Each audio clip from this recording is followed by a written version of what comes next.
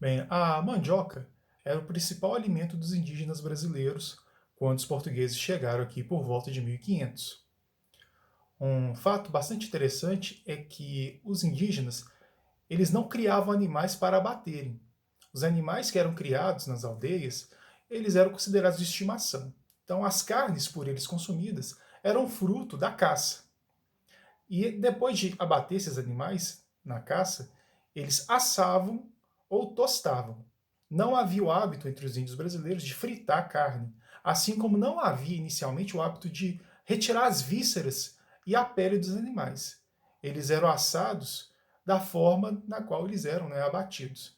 Só depois, a partir da relação com os portugueses e das trocas comerciais, onde os portugueses se interessavam em comprar as peles de alguns animais, é que os índios passaram a retirar as peles para poder vender. Assim como também, ao longo do tempo, devido à convivência com os portugueses, eles também adotaram o hábito de retirar as vísceras dos animais antes de assar. Bem, outro ponto também muito importante é que a habilidade que os indígenas tinham com a cerâmica, ela era utilizada no preparo dos alimentos. Os alimentos frequentemente eram assados dentro de vasos de cerâmicas. A farinha de mandioca ela era torrada dentro de fornos feitos com a cerâmica. E um outro ponto também importante é sobre o moquém. O moquém era uma ferramenta que os indígenas utilizavam para defumar a carne. Por quê? Dessa forma, a carne que eles conseguiam obter através da caça, ela duraria mais tempo, ela não estragaria num intervalo de poucas horas ou até de dias. Vamos sempre nos lembrar, né, que naquela época não tinha geladeira. Então eles tinham que se adaptar. Os europeus costumavam a preservar a carne salgando. Já os indígenas preservavam por meio da defumação. Até porque também os povos indígenas brasileiros, eles não tinham muito apreço pelo sal. Eles costumavam temperar as comidas com pimenta. Em alguns casos eles até utilizavam sal, seja extraindo, né, do mar, seja utilizando a cinza da palmeira. Então eles tinham um procedimento muito interessante de fabricação de sal a partir da cinza da palmeira. Outro ponto também que eu achei muito interessante sobre a alimentação dos indígenas é que eles não estocavam água em casa. Quando eles precisavam de beber, eles simplesmente iam à fonte mais próxima, que era alguma nascente, alguma lagoa, algum pequeno córrego, que, né, acabava forçando a existência de tribos ao lado de fontes de água.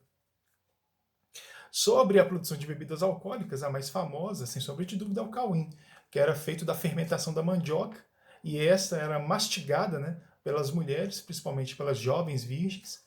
Depois de mastigada, essa mandioca era cuspida em grandes vasos de cerâmicas e eram deixados lá para ficarem fermentando.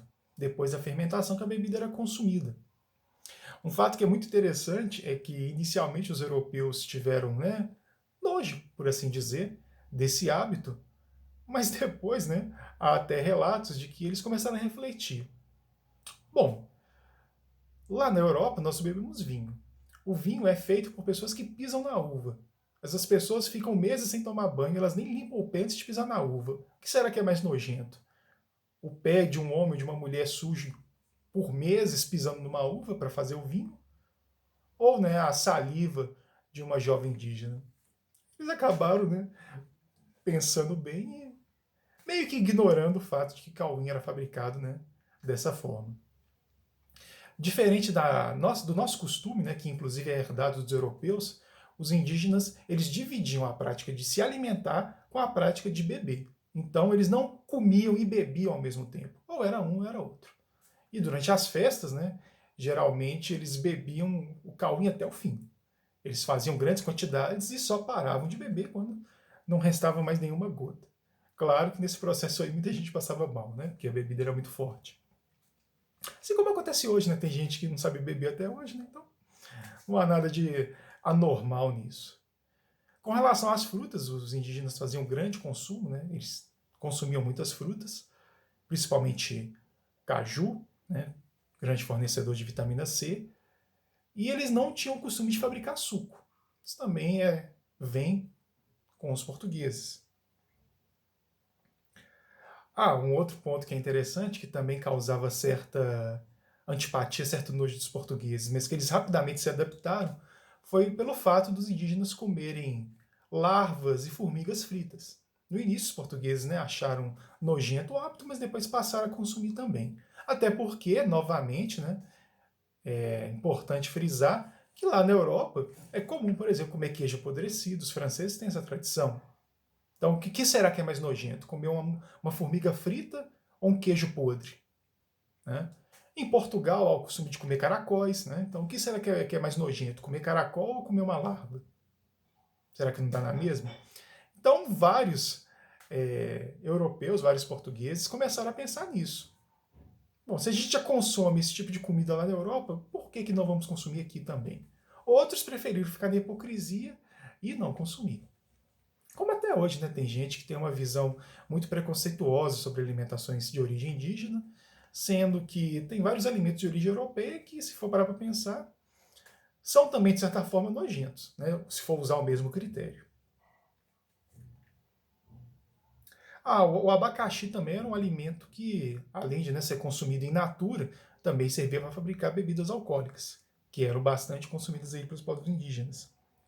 No mais é isso, né? A intenção não é fazer um vídeo muito extenso, é mais só chamar a atenção para as práticas alimentares dos indígenas antes da chegada dos portugueses e no momento posterior, né, nos primeiros anos de convivência, onde inclusive os portugueses se alimentaram de vários produtos da culinária indígena, sendo o principal a mandioca, que eles adaptaram. Por outro lado, também os indígenas tiveram influência da alimentação portuguesa. Né?